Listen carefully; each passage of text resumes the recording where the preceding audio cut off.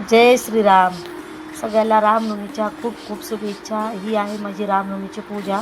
मी म्हणलं सगळं काही व्हिडिओ टाकू नये आणि मी काही विशेष पूजा केली नव्हती, त्यामुळं मी फक्त आरतीचा शूट घेतला आणि थोडं देवाचं तुम्हाला स्वामीचं समोर असे फुलं वगैरे आतरले होते ते तुम्हाला दाखवा म्हणलं. आणि हे आहे आमच्या बालपणीतलं जास्वंदाचं झाडाचं पांढरं फूल लावलेलं आहे झाड. आणि हे रामफळ आणलं होतं काल आमच्या शेजारच्या काकुनी गावाकडून. त्यांनी मला 2-3 रामफळ दिले, मी दाखवले.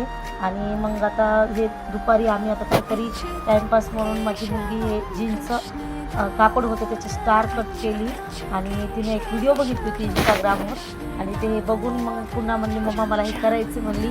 बरं ठीक आहे कर म्हणले. मग तिनं पहिलं पेपर कट केली स्टारचे आणि नंतर जीन्स पॅन्ट कट करून असं व्यवस्थित कलरनं हे केली, डेकोरेट केली त्याला थोडं. आणि नंतर त्याला शिवून दे मम्मी म्हणून. मग मी आता हे शिवून देत बसले. थोडं तिला पण छान वाटते म्हणून आता करावं म्हणलं मदत. तिला पण खुशी झाली की किचन बघून. तुम्ही बघा पुढेच किती छान दिसतात हे किचन. आणि असं हे कट केलं आणि हे वरूनच असं शिवावं लागलं, कारण की जर हे उलटून घेतलं असतं ना तर हे कॉर्नर वगैरे व्यवस्थित आले नसते स्टारचे. आणि छोटं आहे, खूपच छोटं असल्यामुळं ते तेवढं उलटल्यानंतर खूप छोटं झालं असतं आणि कॉर्नर पण आले नसते, त्यामुळं आम्ही सरळच शिवून घेतल्या. हे आहे दुसरं किचन.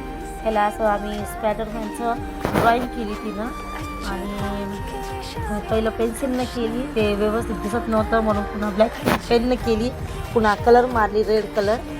ते ना कलर खूप दिवस झालं काढलेच नव्हते, बंद होते, त्यामुळं घट्ट झालते.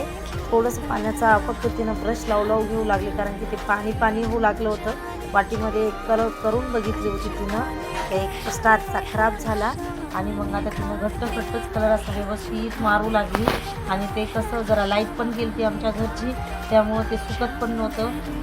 हे करून सुकवायचं पुन्हा करायचं आणि तिला हे आज कंप्लीट करायचंच होतं. तिनं म्हणली मम्मा आज मला कंप्लीट करायचं आहे आणि मला मदत कर. आता मी तिला बसले तिथं थोडीशी मदत करायला आणि तिचं काम चालूच होतं. मी माझं इकडे थोडंसं माझं काम आवरत मी केले, कपडे फोल्ड वगैरे करत मी म्हणलं चला आता तिला पण जरा खुशी होती तिला पण. आणि माझा अथर्व स्टडी करत होता, त्यानं बाजूला बसून स्टडी करायला आणि मी इकडे तिचं काम करायली आणि मी माझं काम करायला. आणि आता मी थोडंसं मदत करून मग मी म्हणले तिला कर बेटा, आता मी थोडंसं गच्चीवर जाऊन येते, थोडं गच्चीवर वाळू घातलेला आहे ते घेऊन येते.